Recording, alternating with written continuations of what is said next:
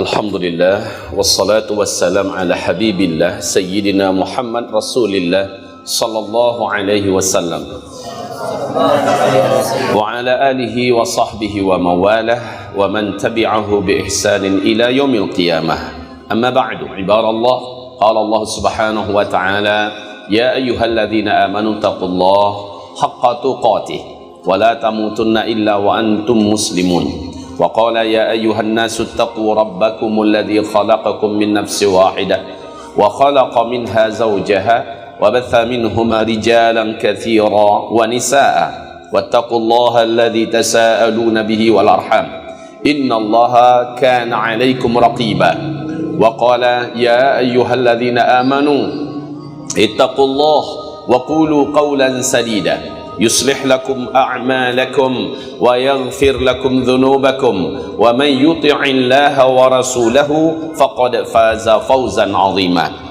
اللهم ارحمنا بالقرآن وصدق الله العظيم وقال النبي صلى الله عليه وسلم ألا إني قد جئتكم بها بيضاء نقية ليلها كنهارها لا يزيغ عنها بعد ذلك إلى هالك. أما بعد, segala pujian dan syukur kita mari sama-sama di pagi hari ini kita haturkan untuk Allah yang kita sembah. Allah satu-satunya, tidak ada sekutu baginya. Alhamdulillah bi ni'matihi tatimmus shalihah. Kemudian salawat dan juga salam untuk Habibillah Sayyidina Muhammad Rasulillah sallallahu alaihi wasallam. Bapak-bapak dan ibu-ibu, seluruh hamba-hamba Allah, seluruh nabi dan rasul yang diutus Allah ke muka bumi ini pasti memperingatkan kaum mereka tentang siapa Dajjal dan bahaya Dajjal. Setiap nabi, ratusan ribu jumlahnya nabi dan rasul Allah utus ke muka bumi ini pasti bercerita tentang Dajjal.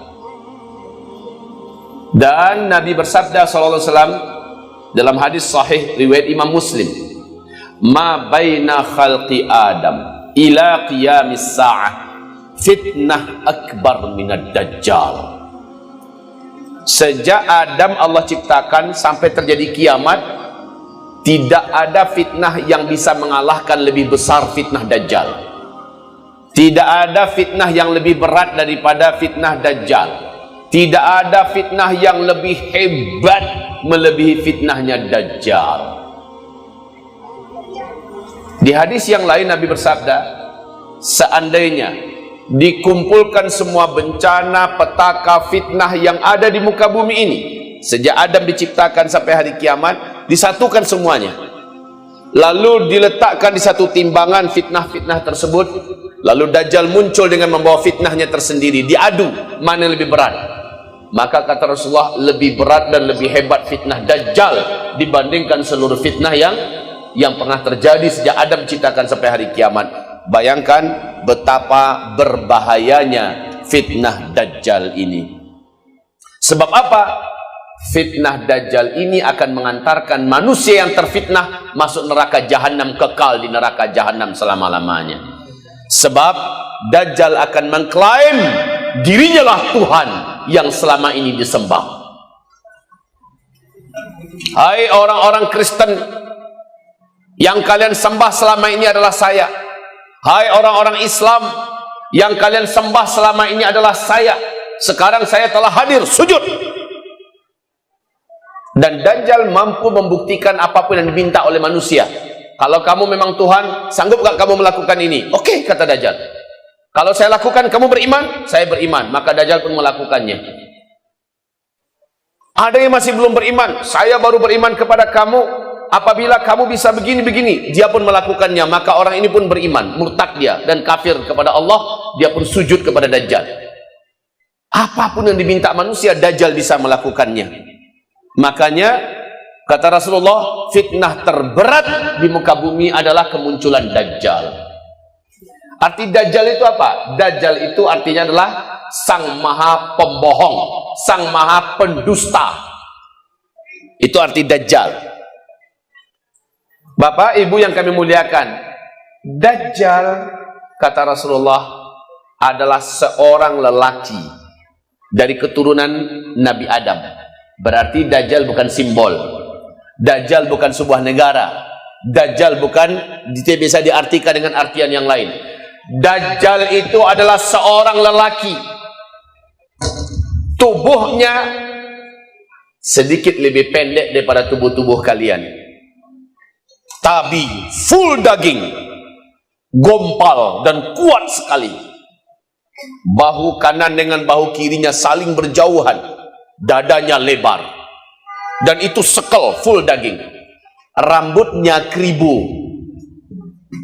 Sementara di antara kedua alisnya hanya orang-orang beriman yang sanggup membaca, walaupun dia tidak pandai membaca, tapi Allah izinkan saat itu dia bisa melihat kafaro, kafir, di antara kedua alisnya. Kedua bola matanya menyembul keluar. Jijik kita melihatnya. Kedua bola matanya menyembul keluar. Hanya bola mata yang sebelah kanan tertutupi oleh daging kening yang meleleh dan menutupi ini, sehingga tampak tonjolan itu seperti tonjolan jengkol ya, padahal ada biji di dalamnya, kan begitu kan? Menonjol sementara tertutupi oleh daging kening ini meleleh, dan ujung lelehan daging kening ini nempel di pipi bergelantungan seperti dahak atau seperti jengger ayam. Menjijikkan.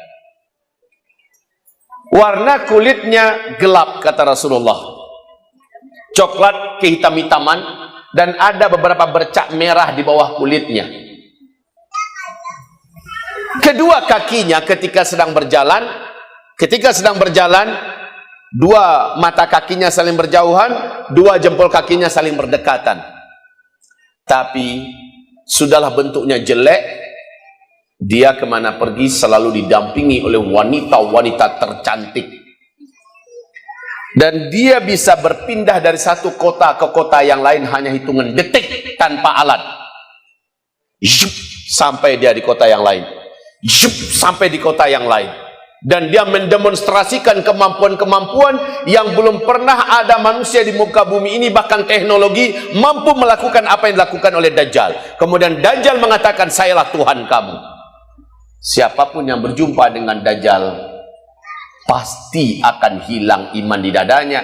Dia kafir kepada Allah dan dia akan sujud menyembah Dajjal. Makanya Nabi mengharamkan, jangan kamu pernah bertemu dengan Dajjal, jangan kamu pernah berjumpa dengan Dajjal. Kalau kamu dengar Dajjal masuk kotamu, larilah dari Dajjal, sembunyilah kamu ke dalam rumah. Perintah Nabi adalah ke dalam rumah. Jangan lari dalam masjid, masuk ke dalam gua, tidak boleh. Masuknya ke dalam rumah, tutup pintu rumahmu kuat-kuat, tutup jendelamu rapat-rapat, baca surat Al-Kahfi dalam rumah, kata Rasulullah sallallahu alaihi wasallam. Adapun wanita-wanita kamu, pastikan mereka semua sudah di dalam rumah. Ikat tangan mereka, ikat kaki mereka, karena mereka yang paling lemah saat itu. Jadi yang wanita diperintahkan oleh Allah SWT, para wanita, mak-mak, anak-anak, istri-istri kita, menantu-menantu perempuan kita, saudari-saudari kita, nenek-nenek kita, masukkan ke dalam rumah, ikat tangan mereka, ikat kaki mereka. Selama Dajjal masih ada di negeri, di kota kita itu, jangan biarkan ada pintu yang terbuka. Jangan biarkan ada wanita yang lepas dari ikatannya. Baca surah Al-Kahfi di dalam rumah itu. Siapa yang melakukan itu dia selamat, yang tidak melakukan itu dia akan celaka. Ini perintah Rasulullah sallallahu alaihi wasallam. Dajjal ini memang satu orang, tetapi kemampuannya adalah seluruh setan dari bangsa jin di muka bumi ini tunduk kepada Dajjal. Bisa bayangkan kemampuan Dajjal? Setan seluruhnya satu bumi ini, mau setan di Eropa, setan di Afrika, setan di darat, setan di langit, semuanya tunduk pada perintah Dajjal. Padahal Dajjal ini adalah seorang manusia, satu orang saja, cuma seluruh kekuatan gaib tunduk pada Dajjal. Saya rasa Bapak Ibu sudah bisa membayangkan kesaktian apa yang diberikan oleh Allah kepada Dajjal. Nabi berkata, tidak akan ada seorang pun di antara kamu sanggup melawan Dajjal. Takkan ada. Nanti akan ada seorang lelaki yang merasa sangat percaya diri, imannya sudah sangat kuat, Tidak mungkin dia akan murtad bila dia berjumpa dengan Dajjal. Saat Dajjal masuk ke kotanya, dia ingin berdebat dan menantang Dajjal. Laki-laki ini pun keluar. Tapi ketika dia melihat Dajjal, Dajjal melihatnya. Fitnah yang ada pada Dajjal, kekuatan yang ada pada Dajjal, menyebabkan iman di dalam dadanya keluar dari dadanya, dari hatinya. Dia pun kafir kepada Allah. Dia pun sujud menyembah Dajjal. Padahal tadi dia merasa imannya sangat kuat. Walaupun Dajjal sudah keluar meninggalkan kotanya, dia akan tetap kafir kepada Allah sampai dia mati. Maka dia menjadi ahli neraka jahanam, kekal di dalamnya selama-lamanya. Makanya Nabi mengharamkan, jangan kamu jumpa dengan Dajjal.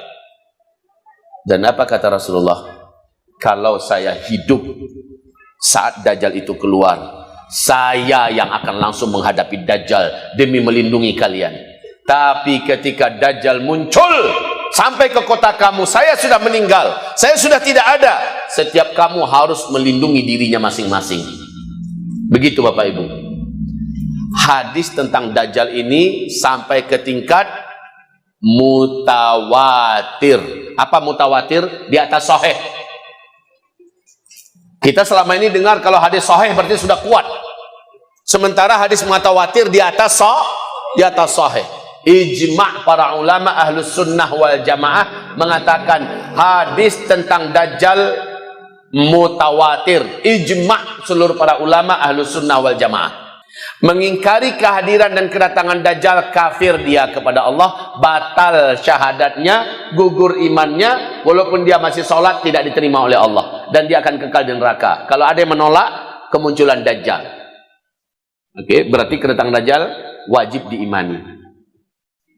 Nah, bapak-bapak, ibu-ibu yang kami muliakan, kalau kita sudah tahu, kita ingin merinci sedikit.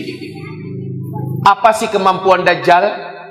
Kemampuan Dajjal, seperti yang saya katakan tadi, karena dia didukung oleh setan-setan dari bangsa gaib, setan-setan dari bangsa jin, maka Dajjal melakukan berbagai macam sihir yang mengerikan. Hebatnya adalah Dajjal mampu mengendalikan langit. Dalam artian, bumi sudah lama tidak disembur oleh hujan. Menjelang Dajjal keluar, sudah lama tidak disirami hujan. Bumi ini panas. Tanam-tanaman di mana banyak-banyak yang mati. Hewan ternak banyak yang mati. Orang-orang kelaparan. Dajjal datang membawa gunungan makanan. Yang beriman kepada saya, silahkan saya bawa makanan. Kalian perlu berapa, ambil. Dan orang ketika ketika lapar, mereka mau mengorbankan apapun demi bisa dapat makan. Betul Pak? Sementara Dajjal datang membawa gunungan makanan. Entah dari mana dia dapat makanan itu. Dan dia tawarkan kepada orang-orang yang beriman kepadanya dan mau sujud kepadanya, ambil makanan itu. Dan Dajjal dari tangan kanannya mengeluarkan api yang sangat besar bagikan hutan yang terbakar. Lalu dari tangan kirinya dia mengeluarkan air yang sangat banyak dan bening, air yang sejuk dan bisa mengisi sungai-sungai. Lalu apa katanya? Yang beriman kepada saya, silahkan minumlah air yang keluar dari tangan saya. Yang tidak beriman, masuklah ke dalam api neraka saya. Saya adalah Tuhan. Sementara banyak manusia, kata Rasulullah, 2/3 manusia di bumi ini akan beriman kepada Dajjal. 2/3 jumlah manusia yang ada di bumi beriman kepada Dajjal. Tak terkira banyaknya itu. Adapun umatku, orang-orang yang malas ngaji, orang-orang yang rajin dosa maksiat, orang-orang yang jauh dari masjid, orang-orang yang anti ulama, orang-orang munafik, umatku yang suka buat dosa-dosa, mereka jumlahnya 1/3 nanti akan kafir kepada Allah, beriman kepada Dajjal.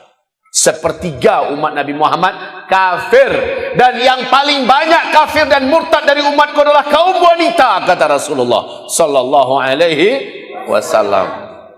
Bapak, Ibu yang kami muliakan, sudah dapat gambaran tentang Dajjal?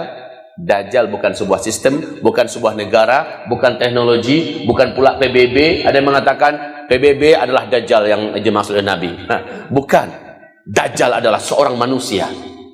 Dan dia betul-betul diberi oleh Allah izin untuk memiliki kekuatan yang tak terbatas.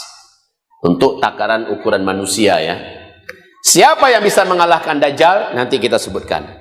Hanya satu orang dalam hidup ini, di bumi ini, yang Allah izinkan sanggup membunuh Dajjal. Selainnya tidak bisa. Pernah Umar bin Khattab.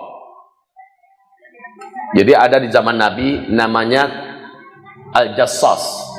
Mirip ciri-cirinya dengan Dajjal, Pak. Dan Al-Jassas ini tidak ada satupun yang bisa menangkapnya. Dia bisa berkelebat dari satu hutan kepada hutan yang lain dengan hitungan detik, Pak. Ini Al-Jassas.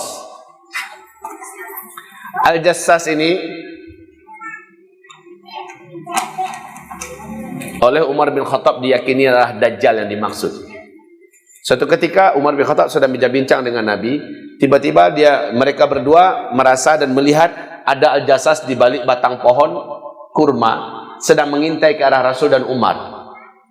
Lalu berkelebat ke batang pohon yang lain, bersembunyi di balik batang pohon, melihat ke arah Rasul dan Umar. Kayak Tom and Jerry begitu, Pak.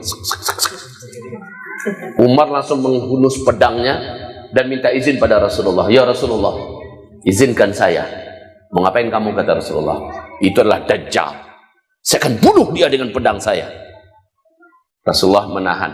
Hai Umar, kalau itu benar-benar adalah Dajjal, tidak ada yang mampu mengalahkan Dajjal. Kamu bukan tandingannya. Dia bukan lawanmu. Bukan kamu yang sanggup mengalahkan Dajjal. Dan kalau itu ternyata bukan Dajjal, kamu bunuh dia. Apa guna kamu membunuh orang yang tanpa alasan yang hak kamu bunuh dia? Jadi Rasul katakan, bukan Umar bin Khattab lawannya Dajjal. Dajjal itu tidak akan bisa dikalahkan oleh siapapun, kecuali hanya oleh satu orang saja. Siapa satu orang itu?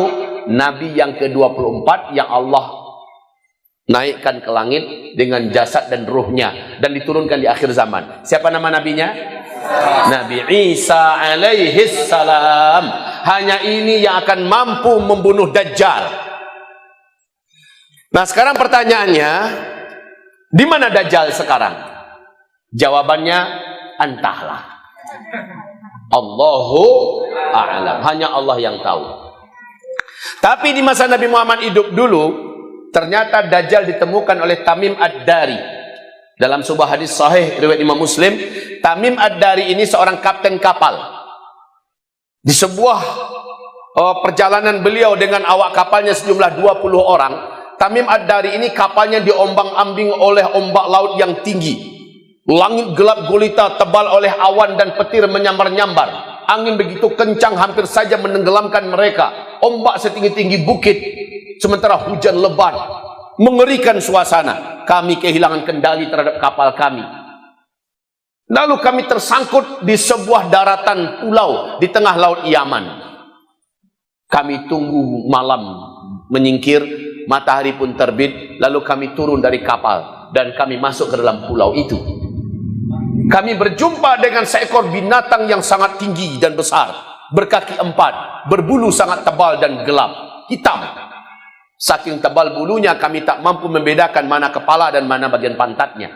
Dan ternyata binatang itu bisa berbicara. Kami seluruhnya ketakutan. Kami lari tunggang langgang meninggalkan binatang itu. Hanya 1-2 kali genjotan binatang itu sudah ada di depan kami. Dan berkata, jangan takut. Saya tidak akan menyakiti kalian. Saya adalah Al-Jassasah. Saya adalah penunggu pulau ini. Saya adalah mata-mata. Apakah kalian datang dari Arab? Kami pun menjawab, benar, kami dari Arab. Bagus.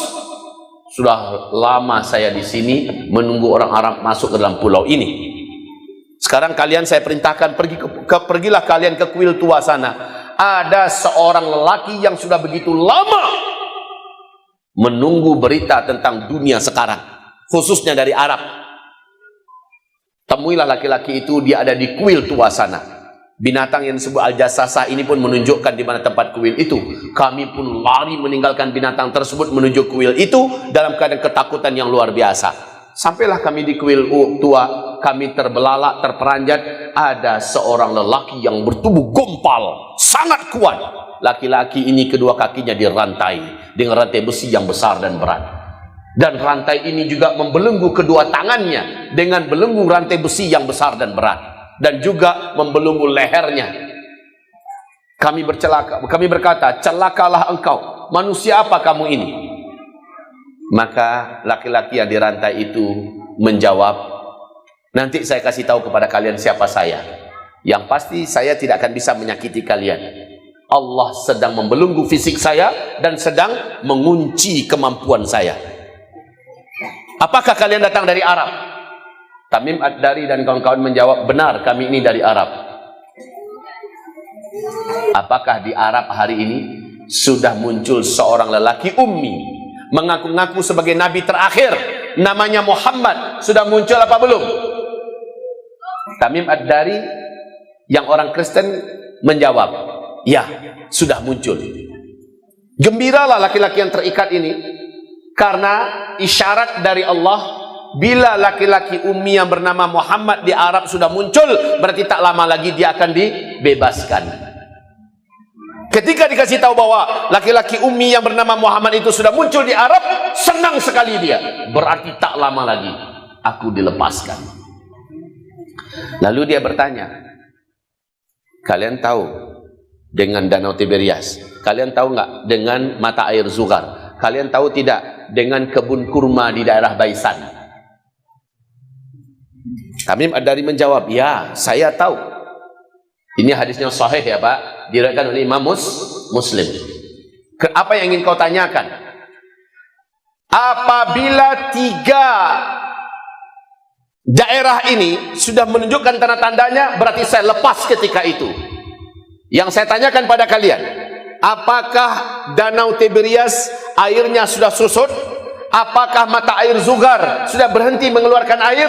Apakah kebun kurma di Baisan sudah tidak lagi berbuah kurmanya? Karena kalau air Danau Tiberias sudah susut, Danau Tiberias mata air Zugar sudah tidak mengeluarkan airnya, dan kebun kurma di Baisan sudah tidak lagi berbuah, itu pertanda saya dilepaskan oleh Allah Subhanahu wa taala dari belenggu-belenggu ini, dan kesaktian saya dikembalikan oleh Allah Subhanahu wa taala. Tamim Ad-Dari waktu itu menjawab, saat ini air Danau Tiberias masih banyak, mata air Zugar masih mengeluarkan airnya, dan kebun kurma masih lebat buahnya. Lihat, sebentar lagi Danau Tiberias akan susut airnya, mata air Zugar akan tidak lagi mengeluarkan air, dan kebun kurma di Baisan tidak akan lagi berbuah kurmanya. Kalau itu sudah terjadi, saya lepas. Sejak 2012 saya sudah menyampaikan kepada dunia melalui media sosial, melalui ceramah-ceramah, dan bahkan melalui televisi TV One. Saya pernah ceramahkan tentang Dajjal, bahwa 3 tanda alam ini sudah terjadi serentak sekarang Pak. Sudah terjadi serentak sekarang. Bulan Agustus 2018 saya langsung berkunjung ke Palestina dan mendatangi Danau Tiberias, dan juga kebun kurma di Baisan, mata air Zugar. Saya bawa istri 1 orang, dan saya bawa jamaah 95 orang. Di situ mata kepala ini menyaksikan langsung. Demi Allah, wahai Bapak Ibu, Danau Tiberias airnya sudah sangat susut. Mata air Zugar sudah 3 tahun tidak mengeluarkan air 1 tetes pun, dan kebun kurma di Baisan sudah tidak lagi berbuah. Dan ini hadis Nabi yang mengerikan itu terjadi di zaman sekarang. Serentak ketiga tanda alam ini sudah menunjukkan tanda-tandanya. Maka dengan sangat yakin saya katakan kepada umat bahwa Dajjal telah lepas. Dajjal telah lepas. Kita hanya menunggu dia muncul ke tengah-tengah manusia. Nabi berkata, jarak Dajjal itu dilepaskan dari belenggunya dan dia muncul ke tengah-tengah kehidupan manusia hanya 40, kata Nabi. Di situ Nabi tidak merinci 40 jam, 40 hari, 40 minggu, 40 bulan, atau 40 tahun. Pokoknya ketika Dajjal dilepaskan dari belenggu-belenggunya, dengan dia muncul ke tengah-tengah manusia, ada jarak 40. Ya, sekali lagi tidak ada penjelasan dari hadis manapun, dan tidak ada ulama yang berani memastikan 40 itu 40 jam, 40 hari, 40 minggu, 40 bulan, atau 40 tahun. Yang penting tanda-tanda ini sudah terjadi seluruhnya. Maka Dajjal telah lepas sekarang, Pak. Jadi wahai Bapak Ibu, jangan Bapak Ibu heran, dunia kok makin lama makin kacau ya.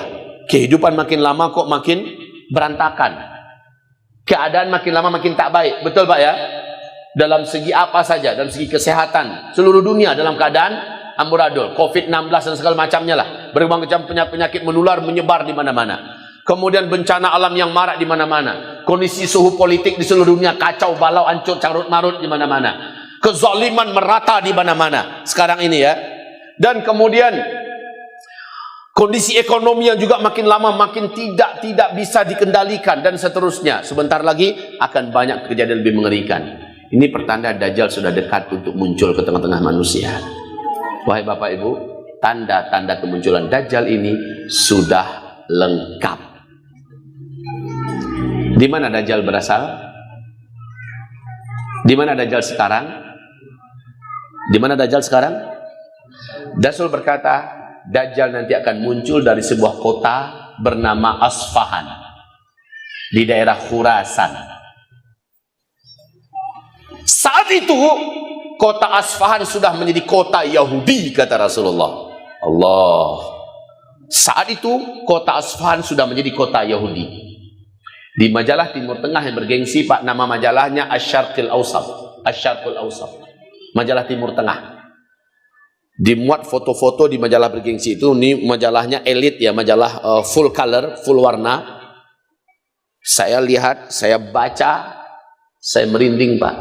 Nabi berkata, nanti ketika Dajjal muncul, 70.000 lelaki Yahudi mengenakan jubah tidak berjahit dan mereka menggenggam senjata-senjata terbaik di dunia menyambut kedatangan Dajjal di kota Asfahan.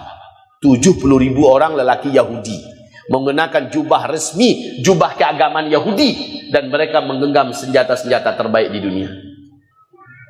Saya baca di majalah Asy-Syarqul Awsat, ternyata kota Asfahan itu sekarang memang sudah menjadi kota Yahudi. Di mana Asfahan itu Pak? Di Khurasan. Khurasan itu di mana? Irak, Khurasan tuh. Iran, Khurasan. Pakistan, Khurasan. India, Khurasan. Tapi dari sekian negara-negara Khurasan ini, Iranlah yang punya kota, kotanya Asfahan. Kota terbesar nomor 1 hari ini di Iran adalah Teheran. Yang kedua adalah Asfahan. Dan sudah beberapa tahun belakangan ini, kota Asfahan menjadi kota Yahudi. 86% penduduknya adalah orang Yahudi. Sinagog-sinagog bermunculan dengan begitu padatnya di kota Asfahan Pak.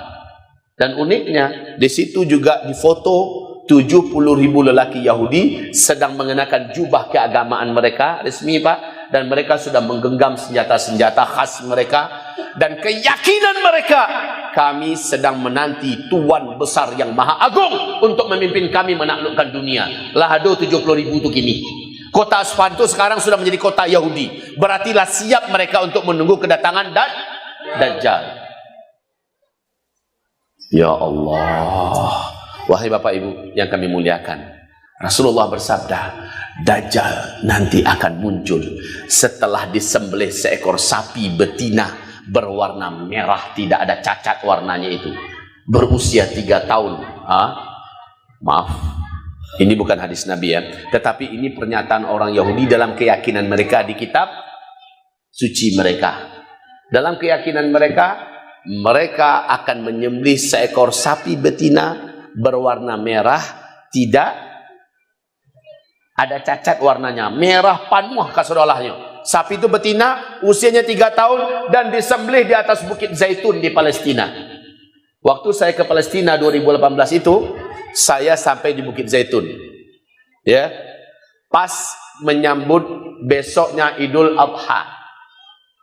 Saya dengan rombongan 95 orang sampai di atas bukit. Ternyata Bukit Zaitun tersebut sekarang resmi dijajah oleh Israel dan dijadikan milik Israel, Pak. Bukit Zaitun itu. Saya di situ memberikan kajian di petang hari sambil menyambut waktu berbuka karena besok Idul Adha. Apa kata saya? Disinilah sapi betina itu nanti akan disembelih di atas Bukit Zaitun. Ternyata orang Israel sudah membuat pelataran, Pak, tempat penyembelihan itu. Sudah mereka buat. Dan saya ada di situ, tepat berada di situ. Foto-fotonya dan videonya masih ada di Media Uzma Media TV channel kami.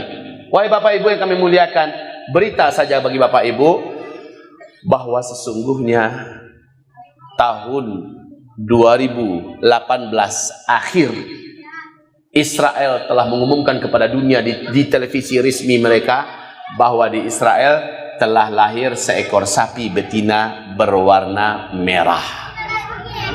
Akhir 2018. Akhir 2018. Apa kata rabi-rabi Yahudi? Sudah lebih 2000 tahun kami menanti kelahiran sapi ini. Sekarang sudah lahir. Maka mereka pun menjaga dan merawatnya dengan baik. Di usia 3 tahun nanti kami akan sembelih di atas bukit Tursina, di atas bukit Zaitun. Dan ini untuk menyambut kedatangan Sang Tuan Raja Maha Agung kami, untuk memimpin kami menguasai seluruh dunia. Jadi sapi itu kini Allah lahir. Artinya 2021 ini usianya sudah 3 tahun. Tanda-tanda alam Danau Tiberias susut telah terjadi. Kemudian mata air Zuhar sudah tidak berair. Kebun kurma sudah tidak berbuah.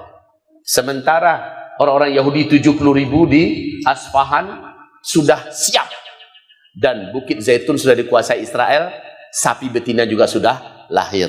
Apakah ini tidak membuat Bapak Ibu gentar dalam hati? Apakah ini tidak membuat kita khawatir?